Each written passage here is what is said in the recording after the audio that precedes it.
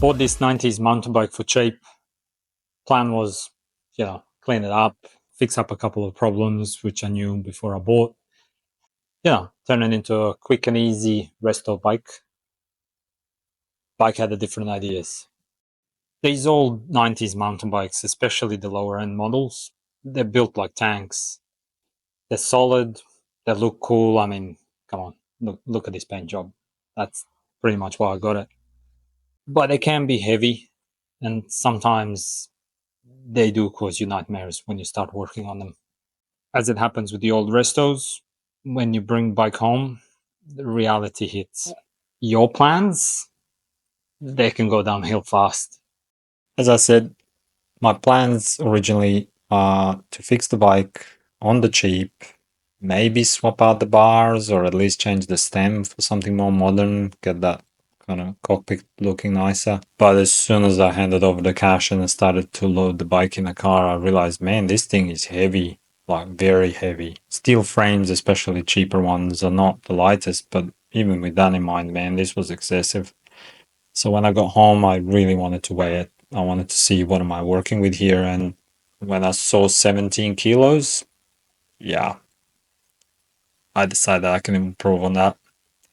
Plan is still on the budget, but with the added challenge of making it lighter. Overall, bike is surprisingly rust-free and clean. I could see some components were coated in WD-40 or oil or something, but it didn't look too bad. I did notice that the rear mech was mounted wrong and had some damage to the bolt, so that's one thing to fix.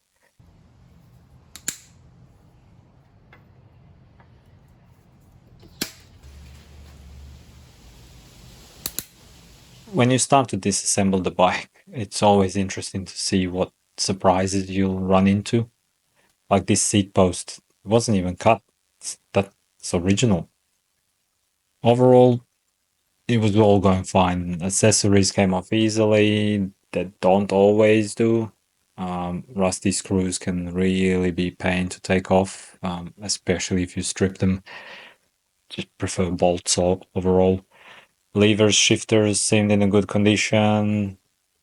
I was assessing the parts as I was pulling them off, kind of checking the weight, seeing what kind of spec they are.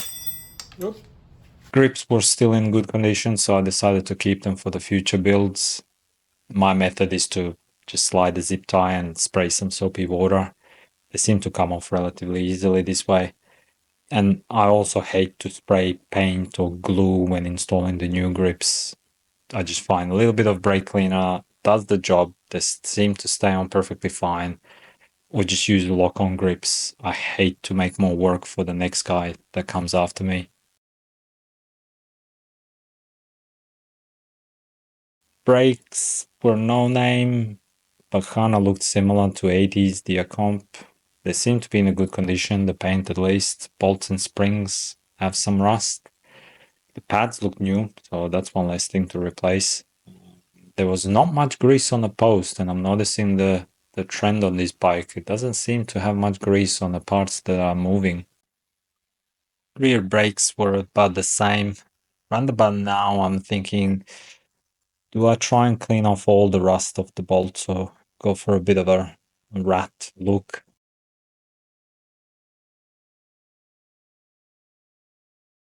You know how I said about the surprises?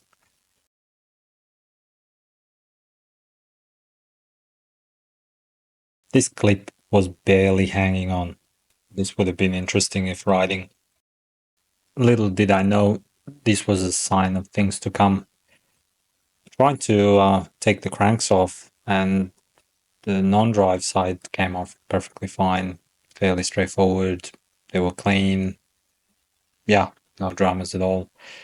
When I went to take off the drive side, just like spent like 5 minutes trying to get the tool in, and I couldn't figure out what was going on. There was no spacer in there.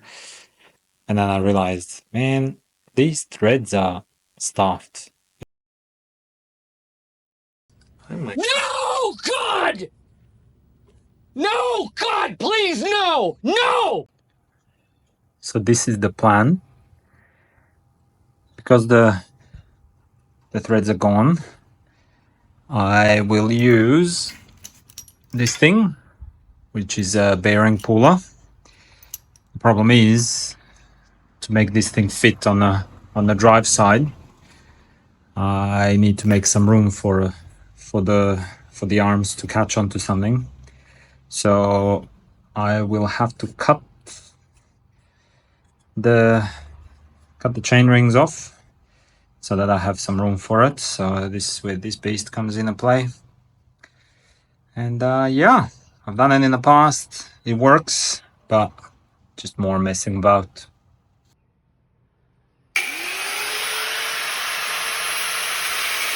But at least we have the right tools for the job. Is that what you think? You think?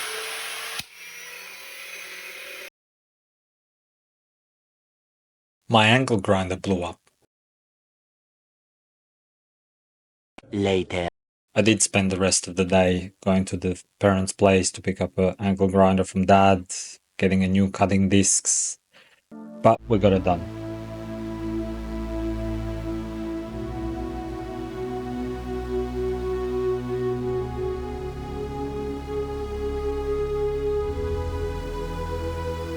Bottom bracket disassembly was straightforward, even though I don't have a proper tools for this older style of the cups. They all came off fairly easily.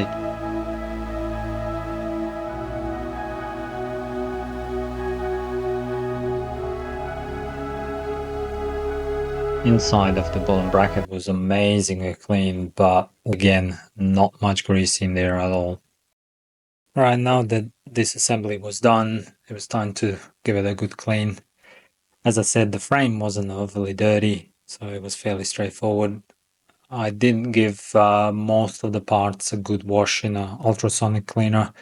It really helped with those kind of really grubby parts. But again, it wasn't no shocking. It wasn't too bad. It just needed a kind of once over.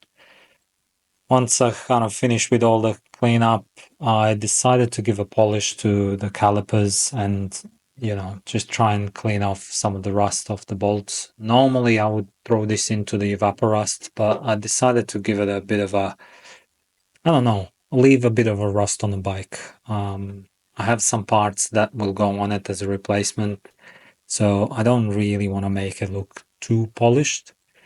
We'll see. So the biggest issue we have is this bolt. You can see it's quite stripped, so I want to replace that one. So this thing here is our donor. Let's see what parts we have. So this bolt should work. They look same diameter. Alright, so now I have that. Now comes the tricky part. It's to get the spring to fit it in here, fit this in here, tighten it, and then lock it down properly, and then put a clip in here to work, to hold it all together. So what I do is I do put some grease on this spring a bit, just a bit. So what I'll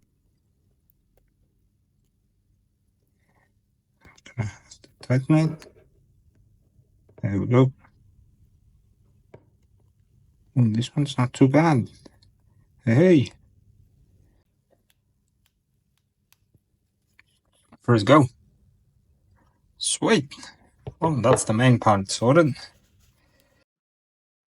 Next up are the head bearings. They feel okay. This assembly went easy. I'm so grateful there's no dramas here. So yeah, the job was really just to give them a quick wipe down, have a good solid blob of grease on all the moving parts. Bearings were in a good condition.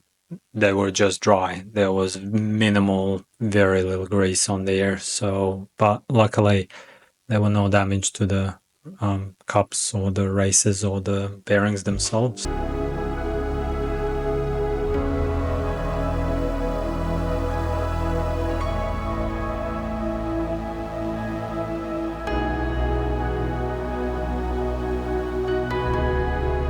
Side note, if you haven't already, buy yourself one of these little grease guns that make the job so much neater and tidier. I used to just have grease everywhere.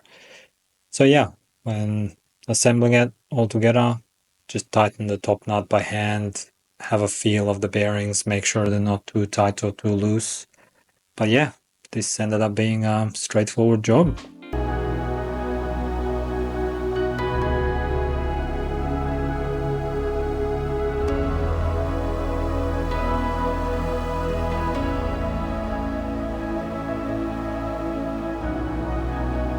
Before I continue with the assembly, I wanted to show you some of the accessories and parts I have taken off this bike and just the weight of them.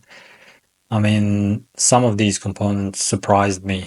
I expected them to be heavy, but man, cranks 1.3 kilos, just a little seat bolt being 100 grams, and the rear wheel, including tires and tubes, 3.5 kilos. I think this bike will be a lot lighter. I'm thinking anything under 14 kilos would be, I would call that a win. So what we have is the marking. Go on that side. Yeah, that's what we're doing. That's why you mark it up.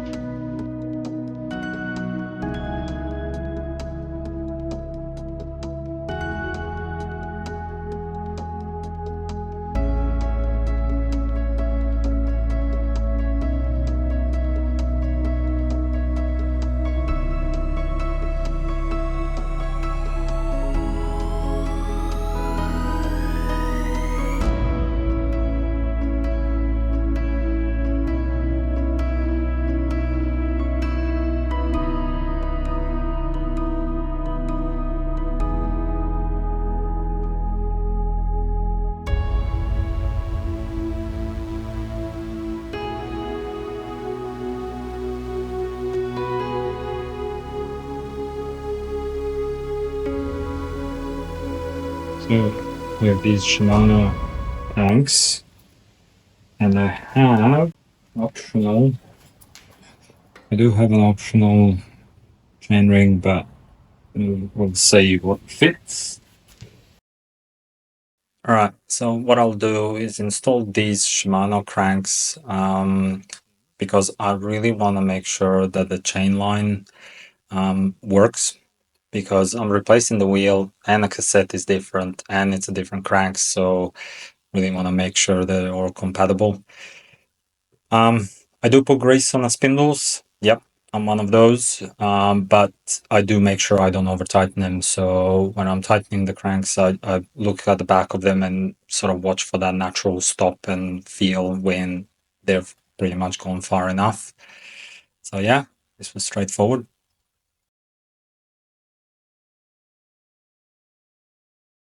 All right, let's check that alignment. Yeah, that's not gonna work. That's okay. We'll just move the sprocket to the back of the cranks. Easy. Well, might as well continue the theme of this build. What is supposed to be what, 2-minute job to swap the ring to the back of the cranks ended up being like an hour of messing around. These cranks have the notches at the back of it, and you can't just swap the ring to the back of them. It just doesn't fit right. So alignment was fine, that worked, but trying to bolt the thing on just wasn't working. I tried to use the spare chainring as well, but no, that didn't work either. I would have to start sort of filing that one down and so on. And it didn't help that my bolts were too long, so I tried to be clever and use some of the shorter ones. They didn't work either. So I ended up having to file down the bolts twice. But eventually I managed to fit the whole thing on. But man, again, another epic job for what's a simple fix. This is a tip for you all. Make sure you got all parts before you start working on something. In my case, proper sized chainring bolts, and check if the chainrings work to the back of the cranks as well. But anyways, we've done it. On to the next part. So you can see it's a lot better centered. So yeah, this works now. Next thing were the handlebars, but I forgot to put this little bracket for the cantilever brakes, so that was the little job before we put the bars on. I decided to go with like a silver wheel stem and reasonably flat bars. Well, actually very flat bars, but reasonably short. I would have preferred them to be a little bit wider. I did try a couple of different setups, but I kind of want this bike to be a little bit more, I guess, aggressive, a little bit more sort of lean forward and just kind of jump the curbs and, you know, have fun on it. So yeah, that's why I decided to go with this setup, but we can always change it around. Friction shifters, fairly straightforward to move it around, so we'll go with it. Next up was the seat post and the seat. I decided to go with this silver one to kind of match the handlebars. I also replaced the heavy bolt with a smaller one, and there's 80 grams saving just there. The seat is original. It's in a good condition, so I decided to keep it for now. I can always swap it out depending on the look of the other parts, but we'll come to that later. I started to build this bike a few weeks back, and my other videos got in the way, so I decided to do a quick mock-up and just check the overall look and the colors and make sure I'm on the right track. Yeah, it works.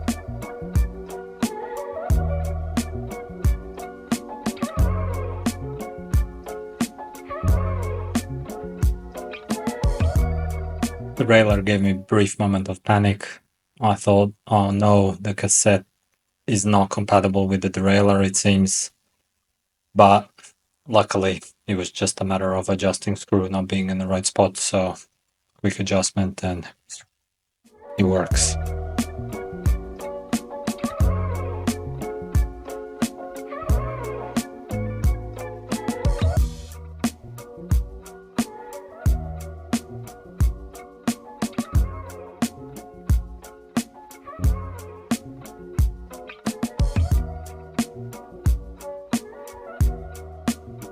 This is the original shifter. It cleaned up very nicely. I mean, it's a basic unit, but it does the job and it makes that nice, satisfying clicking noise when you're shifting. So it's going back on.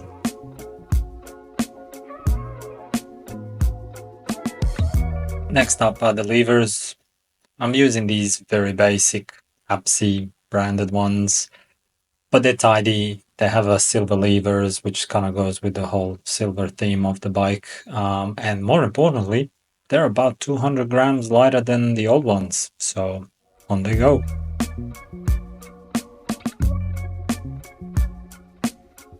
Remainder of the assembly went quite straightforward. There were no major issues that I've run into. And this is where I was starting to think about what kind of color scheme and what kind of accessories should I include on a bike.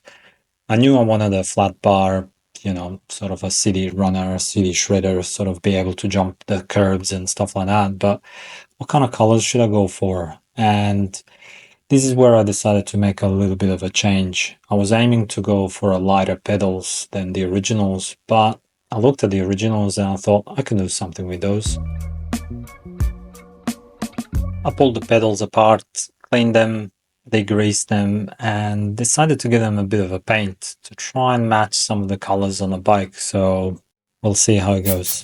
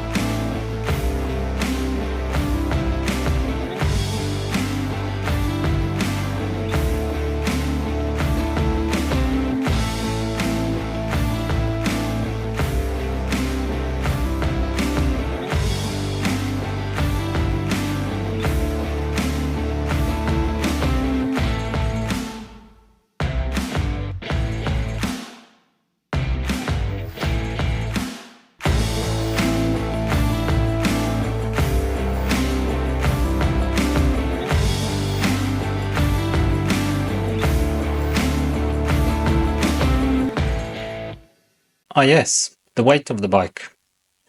This is where we ended up. 12.4 kilos. I must say, this completely surprised me. But I'm happy. Bike looks cool and it's 4.5 kilos lighter. This bike is gonna end up really cool in the end.